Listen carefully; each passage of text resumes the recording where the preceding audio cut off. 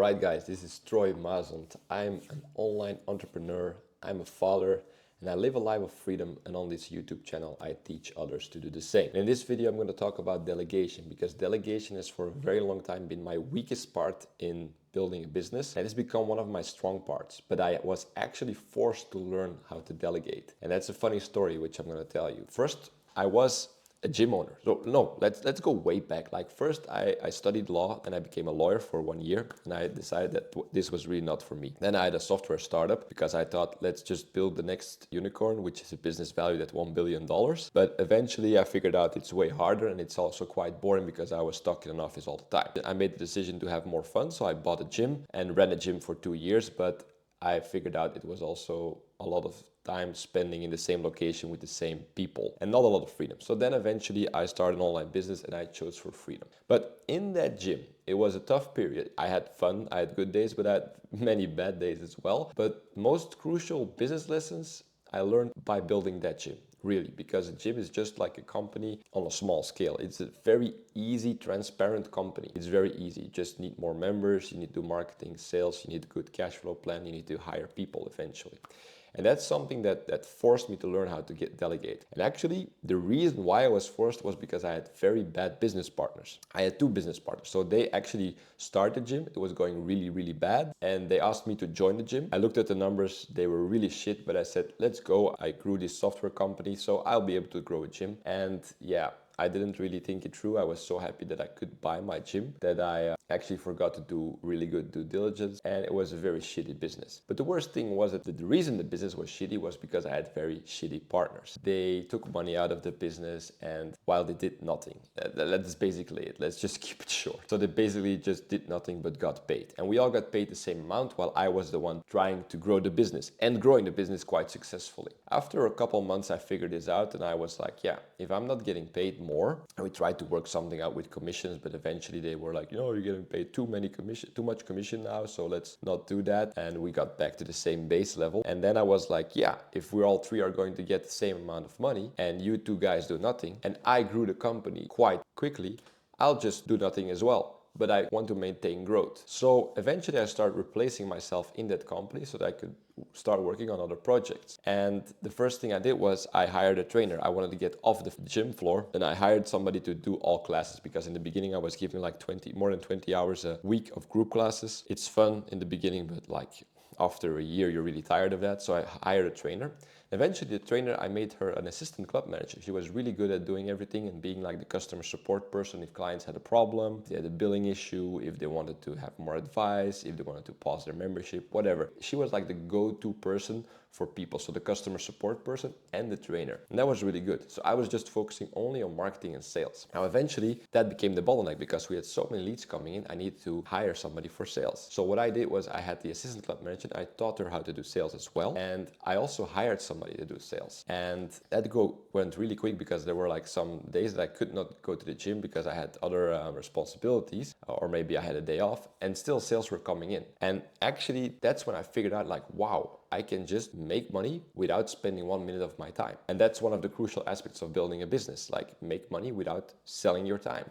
And then it clicked for me. And I was always a very controlling person and didn't like delegation. I wanted to do everything myself. I'm the best at sales. I'm the best at being a club manager. But eventually I figured out, because I had these bad business partners, I didn't want to work in the gym at all. I started to replace myself. It felt so good, and the business kept growing. So that's when I really made the click. So I had the assistant club manager, I had a salesperson, which became like one of my best friends because we were like doing sales back to back. It was really cool. And I hired another salesperson that was really responsible most of the time for just calling the leads and making the appointment. It was like an appointment setter. And then I hired more trainers so that I didn't have to do any training at all. I didn't have to do the sales anymore because we had a sales team. I just did like a weekly business review where we did like the sales review and did the sales tactics, and I taught them how to improve their sales all the time. But I didn't have to sell 1 minute of my time because I didn't have to sell. I didn't have to do anything. I was just like responsible of the marketing, create a campaign, 2 hours of work per week maybe. And then everything was running fine. So I was doing nothing. I was almost working not at all. I had a great club manager. I had a sales team. The marketing was going great. Everything was going amazing. And I felt amazing. So the gym was becoming a success quickly. It grew quickly. But eventually my business partners were like, hey, you're not working and you make the same amount of money. And I'm like, yeah, but that's what you guys do as well. And then we had conflicts, and eventually I sold the gym back to them and I started my online business. Now in my online business, I also learned how to delegate, because you have to, at some point you have to scale. Let me show you the screen here so you can have a better look. So the most important thing is that I read this book a while ago, but I was never able to crack the code because I was so controlling and I didn't want to delegate anything. But actually, this is the path that every successful person runs through. It just is the case. So you could start as an employee or self-employed. I never was an employee, I was self-employed, but as you see here, you own a job. That's exactly what I had. I owned a job. When I was self-employed in the beginning in the gym, I did everything myself. I was the club manager, but actually I had to be there all the time. Also in my startup, I just had to be there all the time. I was just in an office. The only thing is like, yeah, you are self-employed, you're an entrepreneur, but I was just stuck all the time. I had no freedom. Then I became a business owner by delegating. I owned a system. At some point in the gym, in the beginning, not at all, but at some point in the gym, I was like just checking in the gym a couple hours a week, and that was it. Then I just worked from home, did some marketing, and was reading and stuff. And that's when it clicked for me, like, yeah, I just replaced myself and now I have my time back. And actually, Alex Hormozy says this as well, like as a business owner, you're just always continuously buying your time back. And that's what I love. It's amazing. You buy your time back, you have new time. Okay, now how am I going to allocate this time? And then the cool thing is, and I'm not really at that level yet, I'm trying to get there, but I'm at the business owner level. I make money, but now you're going to make that money work for you. And I'm investing, but I'm like investing like, yeah, in crypto, of course, and in stocks and that kind of stuff. And my money is starting to make some quite impressive gains as well. But I think if you have like millions here, you're going to get really great returns, and you'll be able to just stop being a business owner as well. If you want to, of course. I think I just like being a business owner. But that's another discussion. I really recommend the book. Really recommend the book. Now let me show you what I did in my company. So in my online business, quickly I started, I'm going to do some drawing. Yeah, it's going to be a bit crappy. But the first thing I did was I had a media buyer when I started. So I started doing like marketing for gyms. So a media buyer, yeah. So that was the first thing I hired.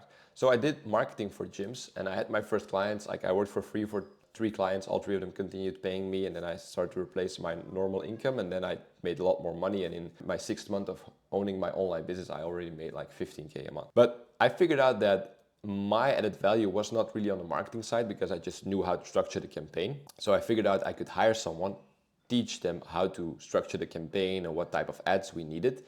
I taught that person that to do really well. I found a very good person on onlinejobs.ph. It's a website for people from the Philippines.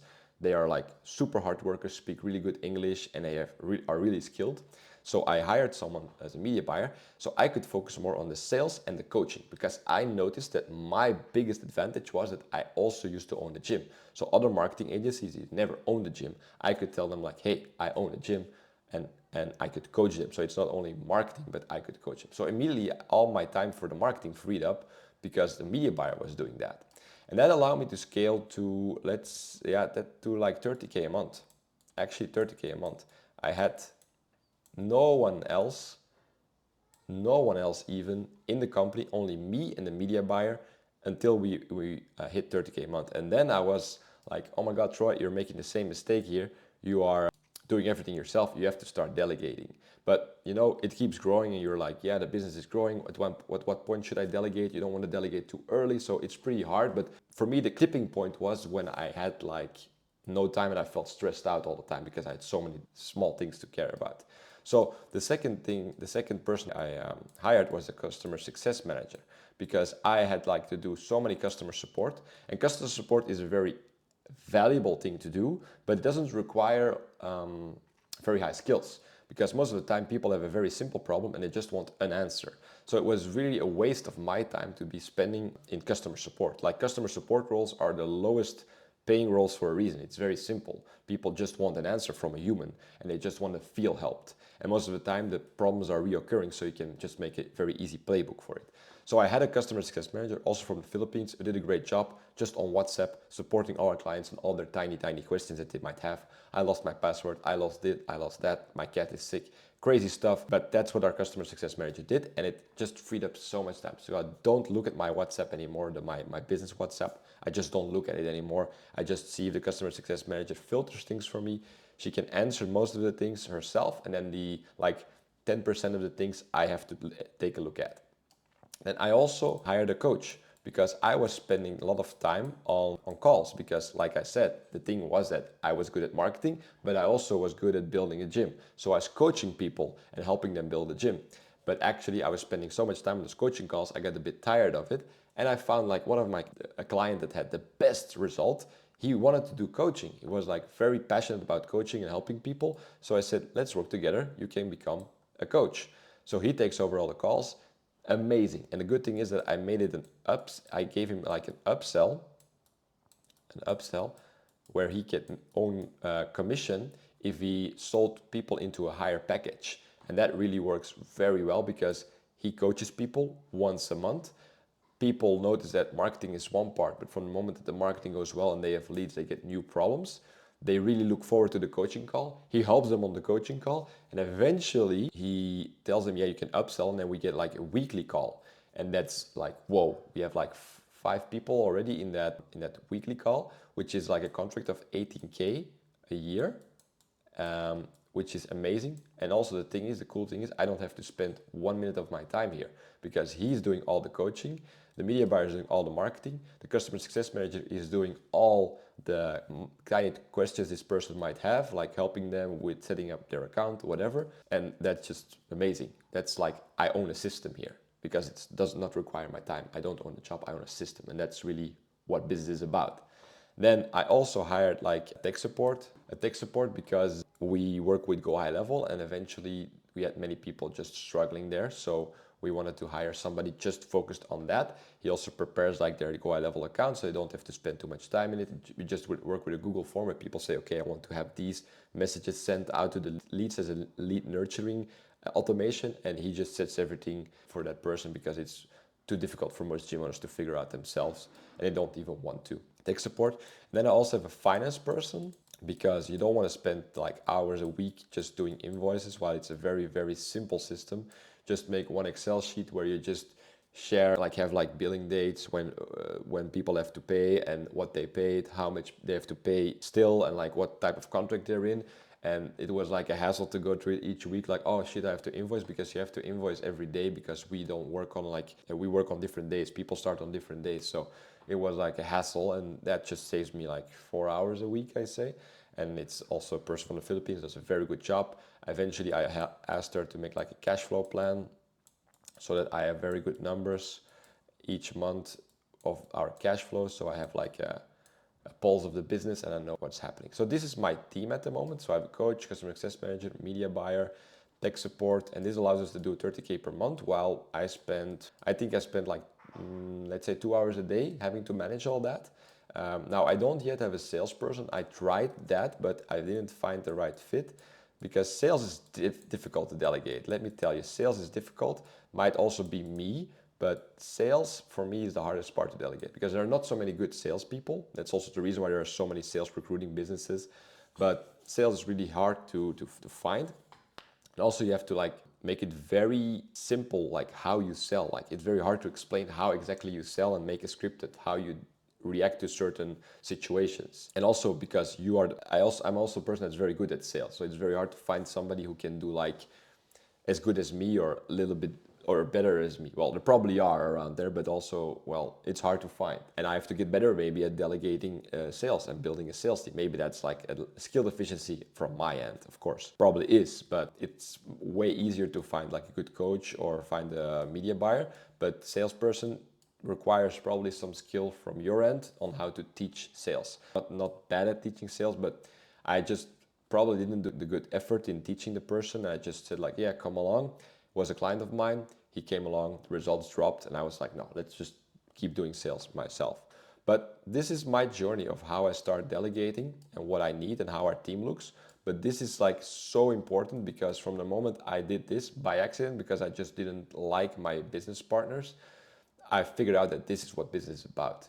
And I struggled with it for a very long time because the problem was that I was so controlling. I thought I could do everything the best, and I was the best at everything, and I just had to do everything myself. But that's not how you build a business, guys. That's how you are. Just stay stuck here. So your own ego keeps you stuck here. And also what you have to let go of is, even if a person is half as good as you, just hire two. That's actually something I should say more because it rhymes. But that's the thing, like, you just have to do this. You can't build a big business on your own. You have to work with the people, become very good at hiring people, teaching people how to do stuff, and then keeping them motivated. That's actually one of the crucial aspects of a business owner. And there's this one story that I keep thinking about when I think about being a business owner and delegating. It's from the founder of Ford. I forget his name. I'm very sorry for that. I forgot his name, but he was once interviewed by many experts in the auto industry, and they were like, yeah, how do you do this? How do you do that? And he was like, yeah, I don't know. I have to ask, And they were like, yeah, but you don't know anything. You're building cars. He's like, look, I have 4 phones here. Each phone that I call, I have the best person in the world being able to answer your question. I have enough of this. We have the biggest car company in the world. I don't have to know it myself. I have the best experts that know it and help me with it. So that's so clear. Like, the biggest business owners, they're not always the most knowledgeable about every aspect of their business, but they just find people smarter than them that can work for them, because they are the ones that are able to motivate them, have a good culture, have a vision, and are able to to build a good team. That's basically it, building businesses. So that's my 2 cents. That was my story. That's how I got forced to learn delegation, and I'm very happy that I had bad business partners that forced me to learn this. I hope you'll like this video. If you do, I have a free course on how you can build your own online business. I just want to help people build a life of freedom. If you want to become a billionaire, don't look at it. But if you just want more freedom, more time with your family, maybe more time with your friends, more time to travel, check it out, because it's really good stuff. And if you like this video, just like it and subscribe to the channel, because I'm gonna post more weekly. See you later, guys. Bye-bye.